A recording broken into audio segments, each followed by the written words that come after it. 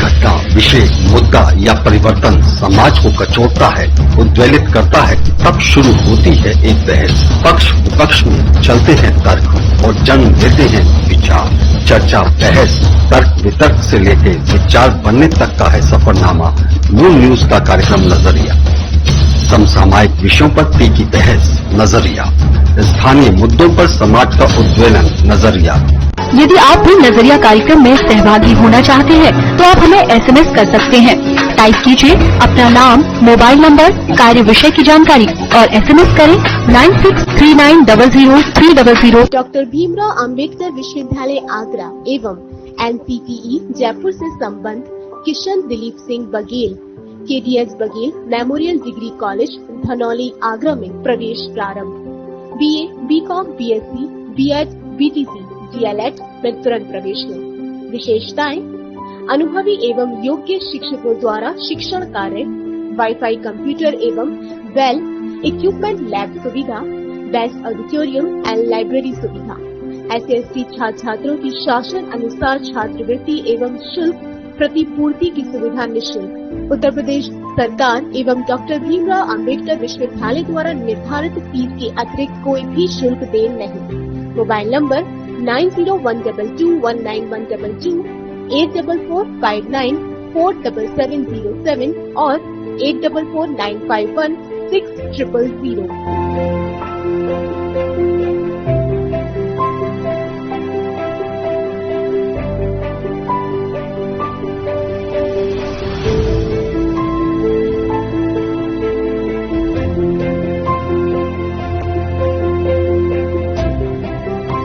Unnati Group of Colleges, admissions open 2020-21, 95% placement approx. Scholarship available, course offers, approved by AICTE, NCTE, CCI, affiliated to AKTU, BTE, Dr. Bhimrao Ambedkar University. Course offers, MBA General OBC 20,000 per year plus scholarship, SC/ST 8,200 per year plus scholarship, Polytechnic General OBC 3,100 per year plus scholarship, SC/ST 1,100 per year plus scholarship, B.Ed General OBC 51,250 per year, 6,100 per year SC/ST, B Pharma General OBC 35,000 per year, 10,000 per year SC/ST, G Pharma General OBC 50,000 per year, 5,000 per year SC/ST.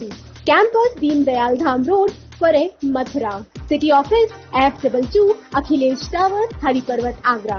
Mobile number 997349 0562 2527 and 4031 केंद्रीय पादुका प्रशिक्षण संस्थान, जहां प्रशिक्षित होकर लाखों प्रशिक्षणार्थी जूता उद्योग में अपना भविष्य संवार रहे हैं।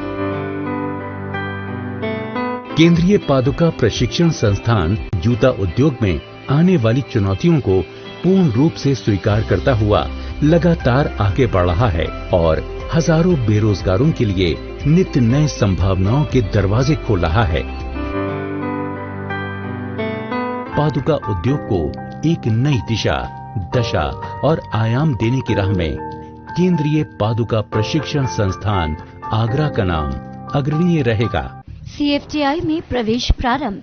CFTI में प्रवेश लेने के लिए संपर्क करें 7906800655, 7310642370 पर या विजिट करें C41 व C42 साइट सी औद्योगिक क्षेत्र सिकंदरा, आगरा।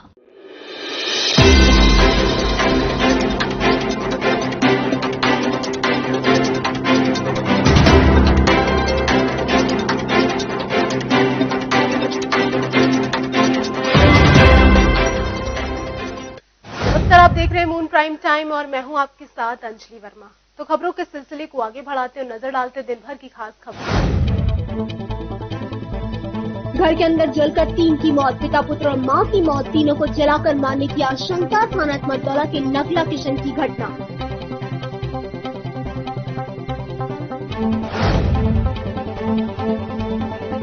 थाना एतमादौला क्षेत्र में तिहरे हत्याकांड का मामला, परिवार का नजदीकी हो सकता है हत्याकांड के आरोपी। प्रारंभिक जांच पड़ताल में काफी कुछ आया सामने।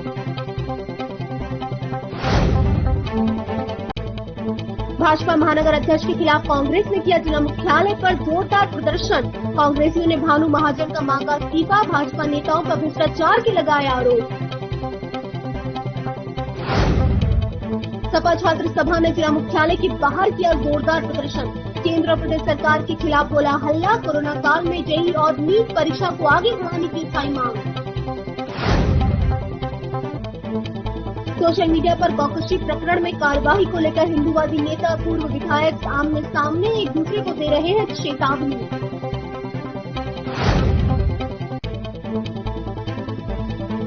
बिहार में अवैध मिट्टी का माफियाओं के हौसले बुलंद, खनन माफियाओं से प्रशासन है बेखबर।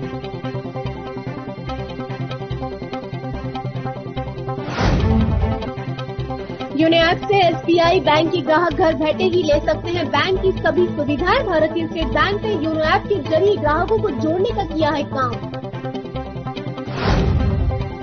प्रधानमंत्री उज्ज्वला योजना को पलीता लगा रहा गैस एजेंसी संचालक। शमशाबाद ब्लॉक क्षेत्र ऐसे नगला बीच में गैस कनेक्शन मिलने के बाद भी नहीं दी जा रही महिला को गैस। शिकाबाद थाना क्षेत्र अंतर्गत मोहल्ला कटरा मीरा में मकान की शटरिंग खोलते वक्त हुआ हादसा। मकान की शटरिंग खोलने में गिरी मजदूर पर, मजदूर की मौके पर हुई मौत। गरीब परिवार को नहीं मिली प्रधानमंत्री आवासीय योजना की छत। कच्चा जर्जर मकान गिरने से पत्नी की मौत। घटना मथुरा के मांड तहसील के ग्राम पंचायत सिकंदरपुर के पास।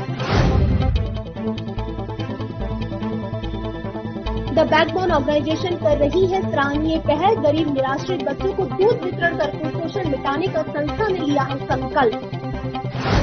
एतमादौला थाना क्षेत्र के गुलाबनगर इलाके में तिहरे हत्याकांड से सनसनी फैल गई है।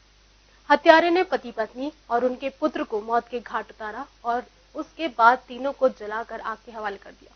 मौके पर पहुंचे एडीजी जोन अजय आनंद ने कई टीमों का गठन कर जल्द खुलासे के लिए इलाकाई पुलिस और टीम को दिशा निर्देश जारी किए हैं। आगरा थाना एतमादौला इलाके में के नगर किशन लाल में आज सुबह उस वक्त सनसनी फैल गई जब एक ही परिवार के पिता, पुत्र और मां को घर के अंदर ही जलाकर मार डाला, जिसकी आनंद फान में सूचना स्थानीय पुलिस को दी। मौके पहुंची पुलिस ने जांच पड़ताल की तो पता चला कि मरने वालों के हाथ पैर भी बंधे हैं, जिस वजह से तीनों की हत्या की आशंका जताई जा रही है। दरअसल मृतक रामवीर घर में ही परचूनी की दुकान चलाते हैं। देर रात दुकान बंद कर उनकी पत्नी मीरा और 22 साल का बेटा बबलू घर के अंदर सोए थे। जब सुबह घर से कोई बाहर नहीं निकला तो पड़ोसियों ने देखा तीनों घर के अंदर जली अवस्था में पड़े हैं। मेरा नाम गुसाब गब्बर सिंह है। अच्छा, गब्बर सिंह, क्या हुआ यहाँ पे, क्या हुआ मामला? ऐसा है कि मेरा भी यहाँ प्लॉट था पहले, और फिर हमारा कम से कम 10-15 साल पहले हमारा प्लॉट बिक गया। इनके खानदान में हमारी बहन को हमने ब्याया और उसके बाद ये परचून की दुकान करते हैं। कौन है आपके? ये बबलू हमारा भांजा है और जो खत्म हुए हमारी बहन है वो बहन हुई है। आग कैसे लगी, कैसे मौत हुई, क्या है? ऐसा है साहब, हमको तो ये पता नहीं कैसे लगी कैसे नहीं लगी है कि मतलब हाथ पीछे बांध करके और टेप लगा करके आग लगाई गई है। अब ये बदमाशों का काम है, इसको तो पुलिस प्रशासन जाने क्या वो सीआई वाले जाने। 3 लोगों की, हाँ जी, बबलू और रामवीर सिंह और हमारी बहन मीरा। एक ही परिवार के हैं, एक ही माँ बेटा हैं तीनों। मौके पहुंची पुलिस ने घटना की जांच पड़ताल की तो पता चला कि तीनों के हाथ पैर भी बंधे हैं। तीनों की हत्या की गई है। प्रथम गिरफ्तार तीनों के ऊपर ज्वलनशील पदार्थ डालकर जलाया गया है।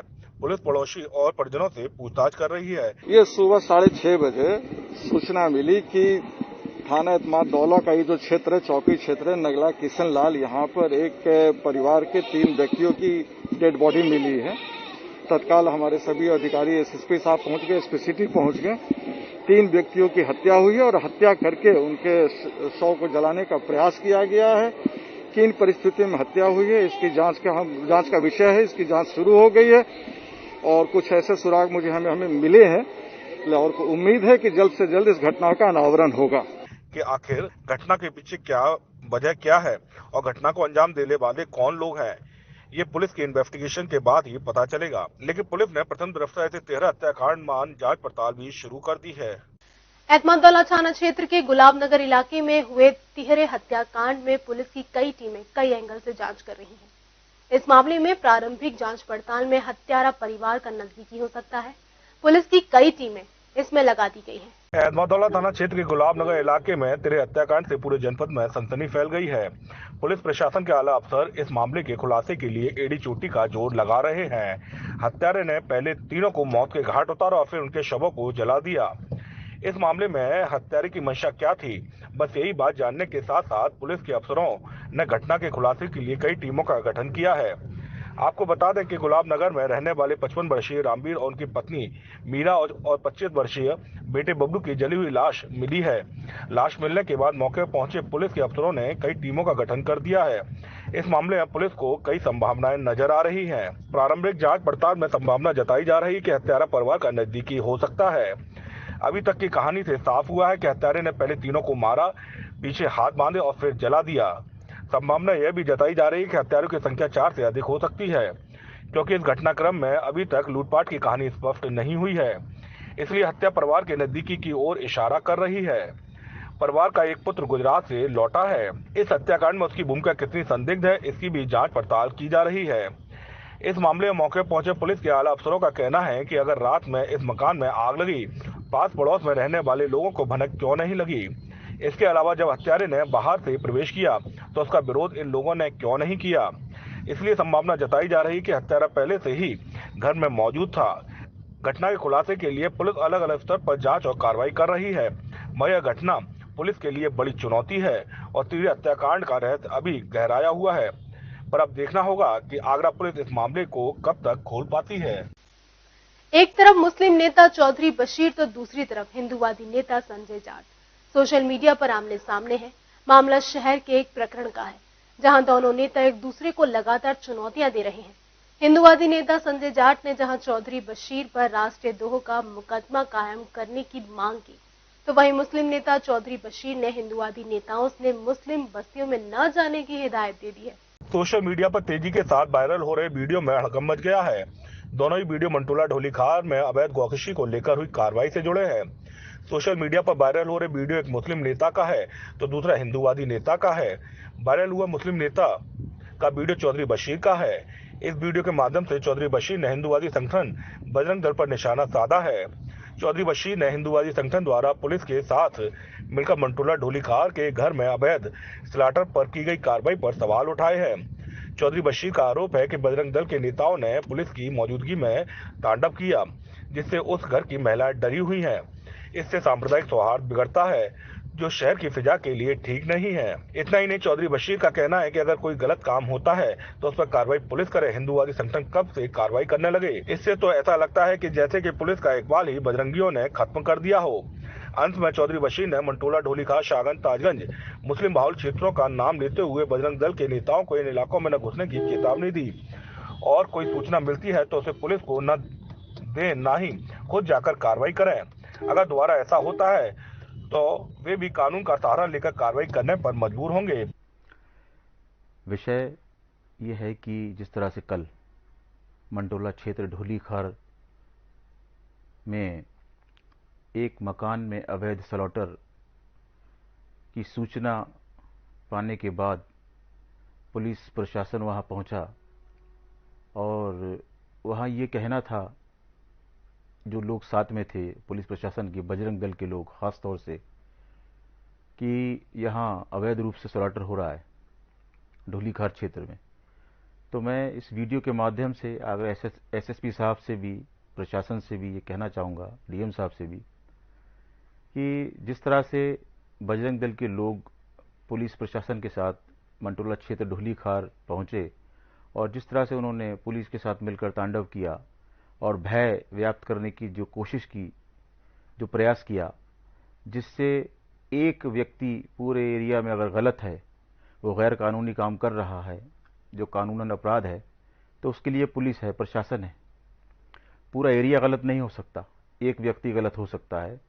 और हम इस मसले पर पुलिस प्रशासन के साथ हैं। अगर कोई व्यक्ति गैर कानूनी तरीके से अवैध स्लॉटर करता है तो उस पर कानूनी कार्रवाई होनी चाहिए, ठीक है, हम मानते हैं इस बात को, हम आपके साथ हैं।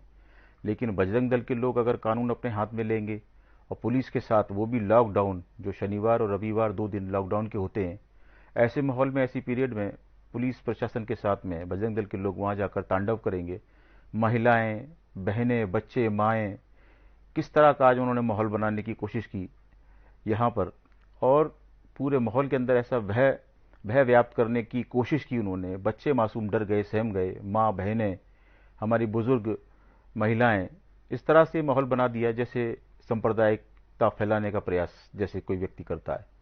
तो ये नैतिक जिम्मेदारी आगरा पुलिस प्रशासन की है। मैं एसएसपी साहब से ये बात कहूंगा और उसका संज्ञान भी लें कप्तान साहब कि अगर बजरंग दल के लोग कानून अपने हाथ में लेंगे, और वो भी शनिवार रविवार जो लॉकडाउन का दिन है उस समय पर, और अगर कोई व्यक्ति गलत काम, गैर कानूनी काम कर रहा है किसी एरिया में, तो पुलिस के साथ जाकर और वहां पुलिस का काम खुद करेंगे तो पुलिस फिर क्या करेगी। तो मैं ये कहना चाहता हूं कि जिस तरह से आज गलत तरीके से बजरंग दल के लोगों ने मंटोला क्षेत्र ढोलीखार में जाकर जो तांडव किया है, ये बहुत निंदनीय है। अगर उनको सूचना प्राप्त हुई थी बजरंग दल के लोगों को, तो उसकी सूचना प्रशासन को, पुलिस को, संबंधित थाने को देनी चाहिए थी।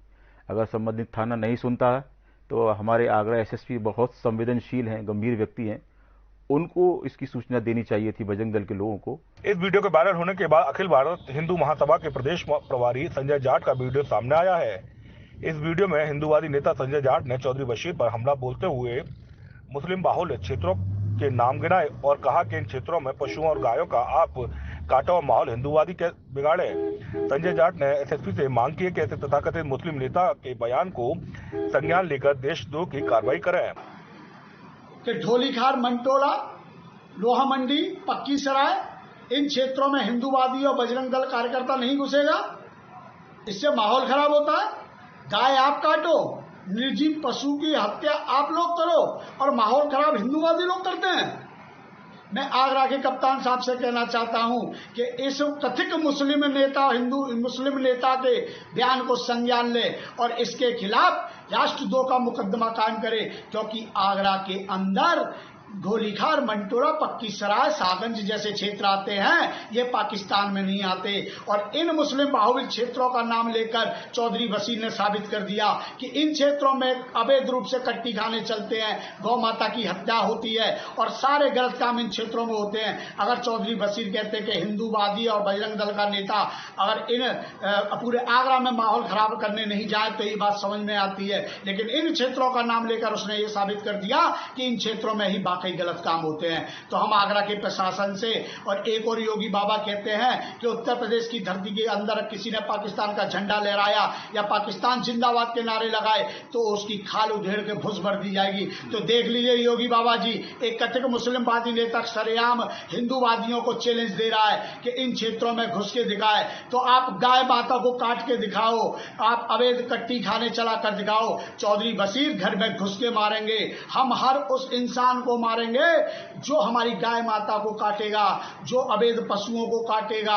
हम आगरा के प्रशासन से कहना चाहते हैं, हिंदूवादियों ने कभी माहौल खराब करने की कोशिश नहीं करी, कभी फर्जी सूचना नहीं दी। जितने भी सूचना जाती है इन्हीं क्षेत्रों से आती है, इन्हीं गौ कसर द्वारा जाती है। और इन बाहुल मुस्लिम बाहुल का क्षेत्रों का नाम लेकर चौधरी बशीर ने साबित कर दिया कि वो गौ तस्करों के सपोर्टर हैं। अरे चौधरी बशीर, पहले कम से कम बोलने से पहले ये तो देख लेते कि वहां पर जो कार्रवाई हुई है वहां पर कोई हिंदूवादी नेता नहीं था, कोई हिंदूवादी कार्यकर्ता नहीं था, वहां पर केवल प्रशासन था। और प्रशासन के अनुसार ही उस गौकस के घर पर उसके किवाड़ों को या जो भी कानूनी कार्रवाई की गई वो प्रशासन के द्वारा की गई, ना कि हिंदूवादी किसी भी कार्यकर्ता के द्वारा की गई। तो हम आगरा के प्रशासन से मांग करना चाहते हैं, इस कथित मुस्लिम नेता के खिलाफ राष्ट्रद्रोह का मुकदमा कायम करे और हमें पासपोर्ट वीजा दे इसके अनुसार। और अगर इसको यहाँ पर रहना है तो अपनी मानसिकता को चेंज करना पड़ेगा। एक और ये भारतीय जनता पार्टी में शामिल होना चाहता है, एक और ये हिंदूवादी संगठन में आना चाहता है, वहीं दूसरी ओर इसकी ऐसी मानसिकता। तो मैं भारतीय जनता पार्टी के नेताओं से, हिंदूवादी नेता संजय जाट का कहना है कि तथाकथित मुस्लिम नेता चौधरी बशीर मंटोला ढोलीखार वही पुलिस कार्रवाई की बात कर रहे हैं, उसकी उन्हें जानकारी ही नहीं है। पुलिस ने सूचना पर खुद जाकर कार्रवाई की, न कोई हिंदूवादी वहां पहुंचा था। 20 करोड़ की धोखाधड़ी में फंसे भाजपा महानगर अध्यक्ष का इस्तीफा कांग्रेस ने मांगा है। महानगर अध्यक्ष भानु महाजन के घर एसआईटी की छापेमारी के बाद हुए इस खुलासे पर आक्रामक हुई कांग्रेस ने जिला मुख्यालय पर प्रदर्शन किया और भाजपा से महानगर अध्यक्ष का इस्तीफा दिए जाने की मांग उठाई गई। जिला मुख्यालय पर प्रदर्शन कर रहे यह कांग्रेसी भाजपा के महानगर अध्यक्ष भानु महाजन के इस्तीफे की मांग कर रहे हैं। गौरतलब है कि 2 दिन पूर्व एक फर्जी फर्म बनाकर 20 करोड़ की हेराफेरी करने के मामले में भाजपा महानगर अध्यक्ष भानु महाजन फंस गए हैं। उनके घर एसआईटी की टीम ने छापा मारा, जिसके बाद इस पूरे मामले का उजागर हुआ। वहीं पिछले दिनों अपनी जिलाध्यक्ष के रंगदारी मांगने के वीडियो वायरल होने के बाद किरकिरी से जूझ रही कांग्रेस के लिए यह मामला मानो किसी जीवन दान की तरह था। लिहाजा कांग्रेस ने इसको लपकते हुए भाजपा पर हमला व रुख अख्तियार कर लिया है। कांग्रेस नेताओं का कहना है कि खुद पर ईमानदारी का लवादा ओढ़ कर बयानबाजी करने वाली भाजपा की असलियत सामने आ गई है। अभी तक भाजपाई कांग्रेस पे भ्रष्टाचार के आरोप लगा रहे थे, लेकिन अब सच खुलकर सामने आ गया है।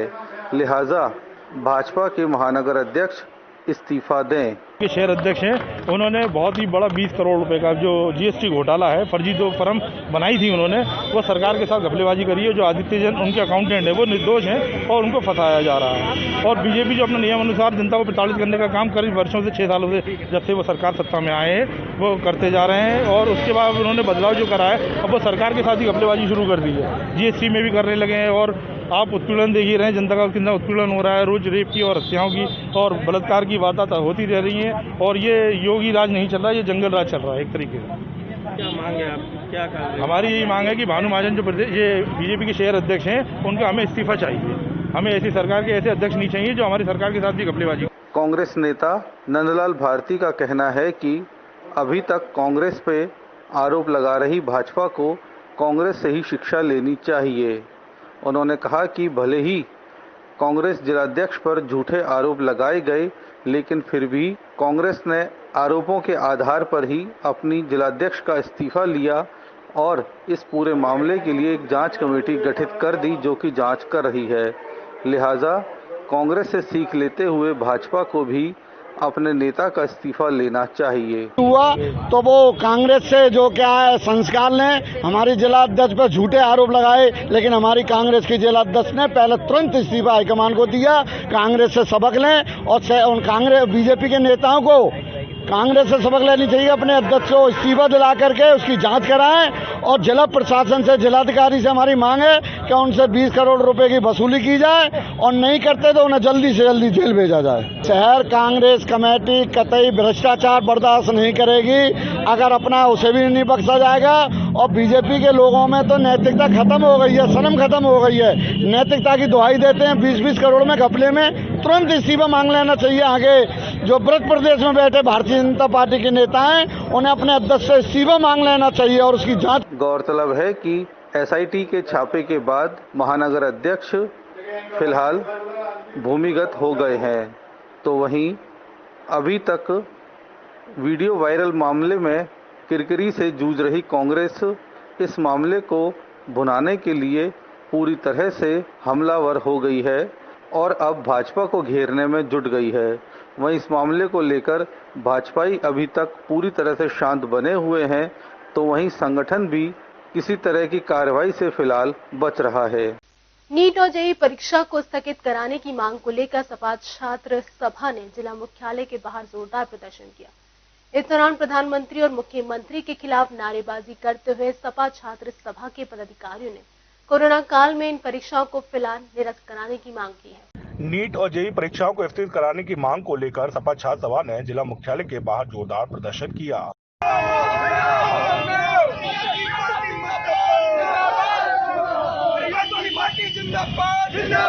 इस दौरान प्रधानमंत्री और मुख्यमंत्री के साथ शिक्षा मंत्री के खिलाफ भी नारेबाजी करते हुए सपा छात्र सभा के पदाधिकारियों ने कोरोना काल में इन परीक्षाओं को फिलहाल निरस्त कर इनकी तिथियां आगे बढ़ाने की मांग की।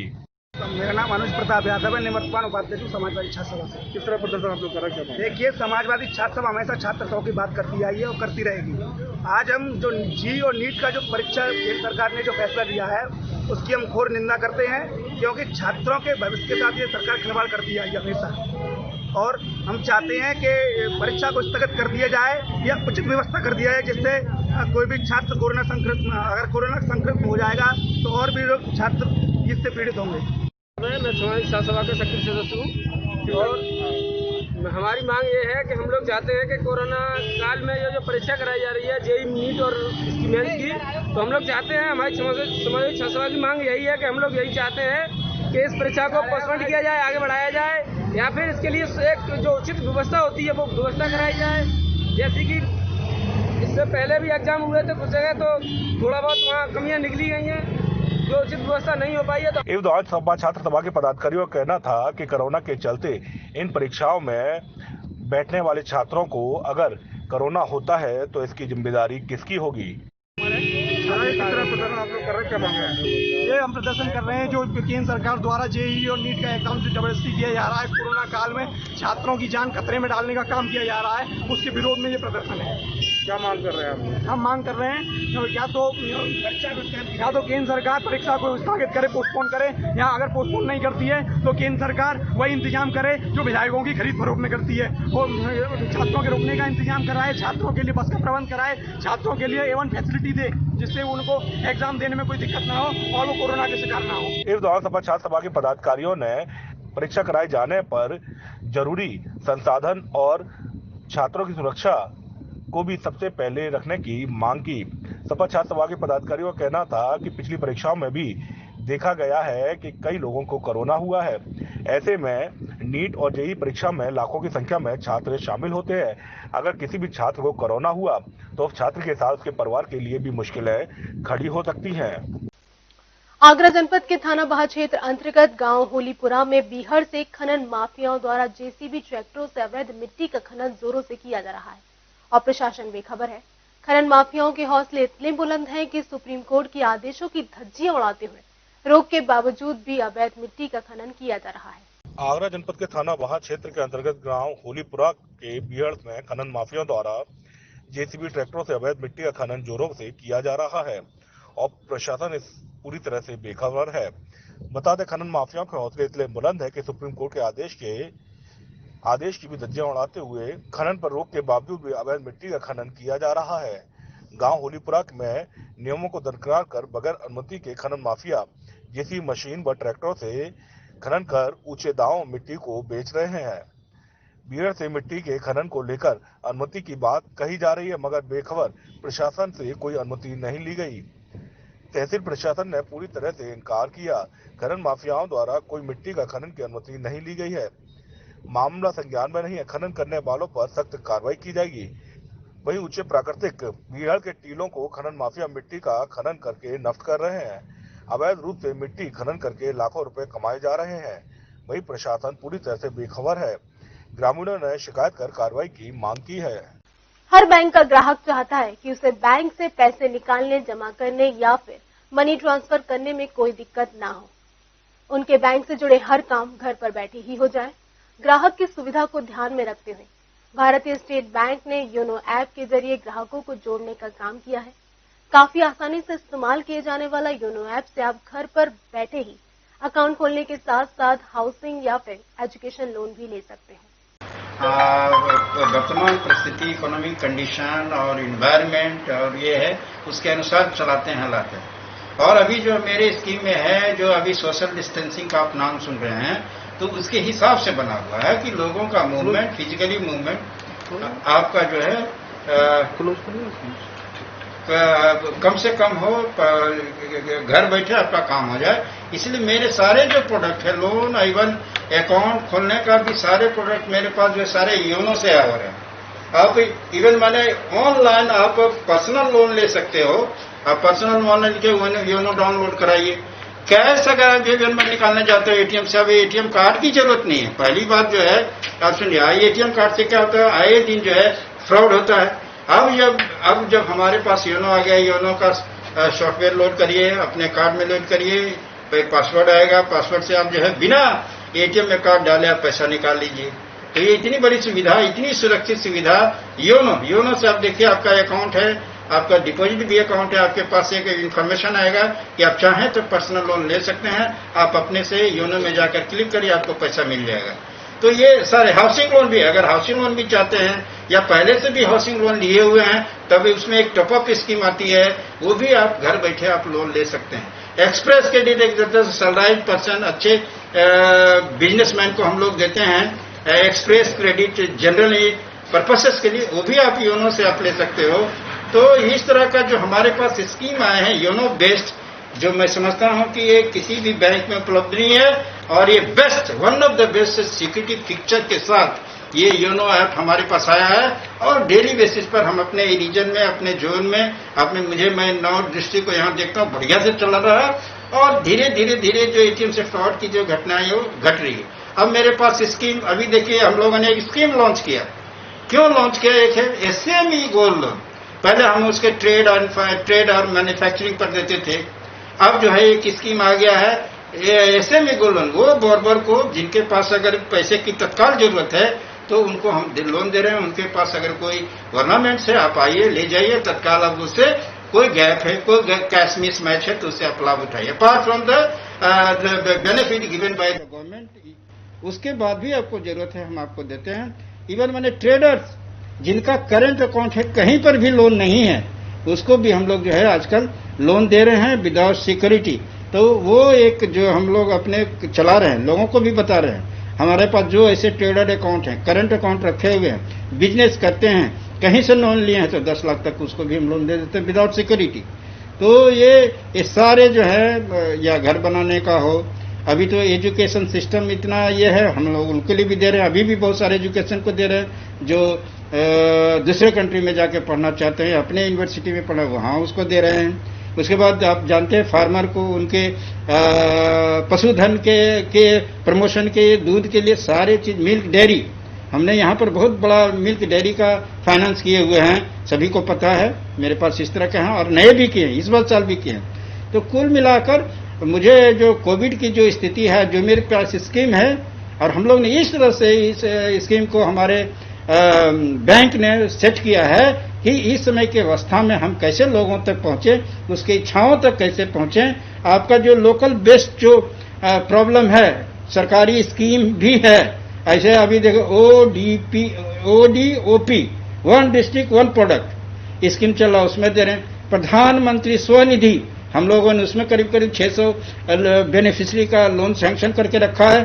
PMEGP उसमें हम लोग दे रहे हैं, ASUI उसमें दे रहे हैं, और मोरओवर मुद्रा लोन हम लोग डेली कर रहे हैं। और उसके अलावा उसके में एक जुट गया ई मुद्रा। तो ई मुद्रा क्या भाई, 59 मिनट्स में जो लोन अप्लाई करते हैं उसका भी है। ई मुद्रा योनो डाउनलोड करिए, ई मुद्रा उसी से आपको मिल जाएगा। तो ये चीजें जो है हम लोगों ने योनो से जो निकाला है, मिक्स प्रोडक्ट माने डिपॉजिट का भी और प्लस एडवांसेस का ही, ताकि कस्टमर का कॉन्टैक्ट फिजिकल ना हो, मूवमेंट ना हो, और बिना कोई डॉक्यूमेंट का, सब्जेक्ट टू डॉक्यूमेंट सबमिशन, ये सब का आप अपना कुछ ले लें। बाकी बड़े बड़े जो लोन है 50 करोड़ 100 करोड़ जो भी लेना चाहते हैं, उसके लिए जो नियमित जो प्रक्रिया है उसके तहत हम लोग चला रहे हैं। और फॉर योर इन्फॉर्मेशन मैं बता दें कि एसएमई खास करके अपने एरिया में जो एसएमई के करने के लिए हम लोगों ने एसएमई का बंटवारा अलग से ही कर दिया। वो सिर्फ एसएमई सेगमेंट देखेंगे, चाहे वो डिपॉजिट है चाहे एडवांस है। हमारे यहाँ एसएमई को देखने 9 डिस्ट्रिक्ट मेरे पास है, तो पूरे हिंदुस्तान में चला है। लेकिन अगर आगरा की बात करें तो आगरा, मथुरा, मैनपुरी, आपका फिरोजाबाद, उसके बाद एटा, अलीगढ़, उसके बाद कासगंज, उसके बाद हाथरस, ऐसे हमारे यहाँ इलाका हैं जिन्हें कि हम लोग जो है लोन उसके एक्टिविटी, जो अगर एटा की बात करें तो उसको चिकोरी के अगेंस्ट में हम लोग वहां दे रहे हैं। अगर आप यहाँ की बात करें, अलीगढ़ का देखें तो ताला नगरी, ताला और मीट एक्सपोर्टर को हम लोग लोन कर रहे हैं। अगर यहाँ आगरा की बात करें तो हम लोग जो है शूज मैन्युफैक्चरिंग एक्सपोर्टिंग यूनिट को कर रहे हैं। अगर हम फिरोजाबाद की बात करें तो वहाँ जो है ग्लास इंडस्ट्रीज को हम दे रहे हैं, बहुत सारा हमने टेक ओवर भी किया। अगर हम मैनपुरी की बात करें तो राइस मिल है और मसाले का वहाँ अच्छा होती है बिजनेस, उस पर कर रहे हैं। अगर हम मथुरा की बात करें तो मथुरा में ऑर्नामेंट सारी सबका और बिल्डिंग का वहाँ काम होता है, एजुकेशन ट्रस्ट वहाँ है, तो लोगों को हम लोन दे रहे हैं। तो जिनको जो जरूरत है, अभी आपने प्रोडक्ट के बारे में पूछा इसलिए प्रोडक्ट बता रहा हूँ, लेकिन अपार्ट फ्रॉम दैट जो गवर्नमेंट जो कोविड के अंतर्गत जो अफेक्ट किया है जिनका बिजनेस, उनका भी अलग से स्कीम है। और हम लोग ने अच्छा फाइनेंसिंग के लोगों को मदद पहुंचाई है। हम लोग लगभग जो है 176 करोड़ का उसके तहत हम लोगों ने मदद पहुंचाई है लोगों को, लगभग 907 बोरवर्स को। तो हमारी ये प्रयास जारी है। कल 31 तारीख है, परसों 31 तारीख है।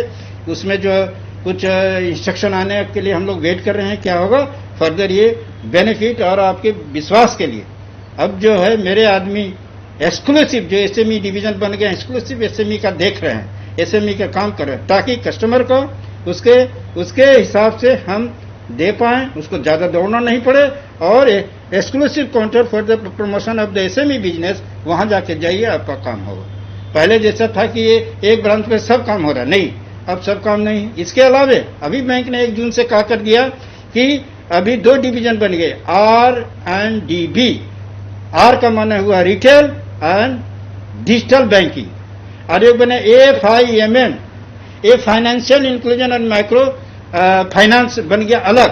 तो ये रूरल सेमी अर्बन के ब्रांचेस एक अलग हब बन गया, और जो अर्बन के जो ब्रांचेज उनको अलग बन गया, जहां एग्रीकल्चर लोन मामूली नहीं होते हैं, वहां बड़े बड़े एसएमई का लोन होते हैं। इसलिए एसएमई लोन को कैटर करने के लिए एक अलग डिवीजन बन गया जो वो देखेगा। एग्रीकल्चर लोन को, किसान को देखने के लिए एक अलग डिपार्टमेंट बन गया जो एग्रीकल्चर को देखेंगे। तो उनके सुविधा के अनुसार हम अपने को ऑर्गेनाइजेशन को बनाते हैं, प्रोडक्ट को बनाते हैं, ताकि हम स्टेट बैंक, खास करके देश के सबसे बड़ा बैंक, आपको सभी को पता है, बढ़िया से चल रही है, और हम उसके हिसाब से डिसीजन लेके काम कर रहे हैं। इसलिए मैं तो लोगों को बताता हूं, सभी को कहता हूं कि यार अगर आपको लोन चाहिए, हम लोग मार्केट में भी हैं, हम लोग बस अभी ये चीज नहीं मान के चलते हैं कि मेरे पास कस्टमर आए, मैं उसके पास पहुंच रहा हूं कि नहीं, ये इंपॉर्टेंट है। तो हम लोग अपने आदमी को बताए हैं कि कनेक्शन इंपॉर्टेंट है, नहीं कि करेक्शन। अगर कनेक्शन आप करते हो तो आप जो है तब डिसीजन ले सकते हो कि आपको क्या करना है। पर्सनल कॉन्टैक्ट है तब सभी जानते हो, लेकिन ये वेट नहीं करना है कि कोई कस्टमर मेरे पास चल के आए, कभी संभव नहीं है। आप कस्टमर के पास जाओ, उसे बताओ, और वो तब सबके आपके पास आएगा, और उसमें जो भी डिजिटल आप जो कर सकते हो वो करो, देखिएगा बैंक ऑटोमेटिक बढ़ जाएगा। बिहेवियर हम यहाँ नौकरी जरूर करते हैं, लेकिन नौकरी के साथ साथ मेरे कंसेप्ट में, मेरे मन में एक ही चीज है कि मैं बिजनेस करता हूं। अब बिजनेस करने वाले के लिए एक यूनिट में हमारा एंगल प्रॉफिट का भी है, तो हम क्रेडिट डिसीजन इस तरह से लेते हैं कि कम से कम एनपीए होने का चांस हो, और प्रॉफिट ऑर्गेनाइजेशन के लिए भी हो, कस्टमर के लिए फायदेमंद हो, और ethics between the customer and the bank वो मेंटेन रहे। जो बैंक का जो एसओपी है, जो गवर्नमेंट ऑफ इंडिया का एसओपी है, इंस्ट्रक्शन है, उसके अनुसार इथिक्स 100% मेंटेन करना है, उसको हम। यहाँ वक्त हो चुका है छोटी सी ब्रेक का। ब्रेक के बाद भी खबरों का सिलसिला इसी तरीके से रहेगा जारी। आप बने रहिए हमारे साथ।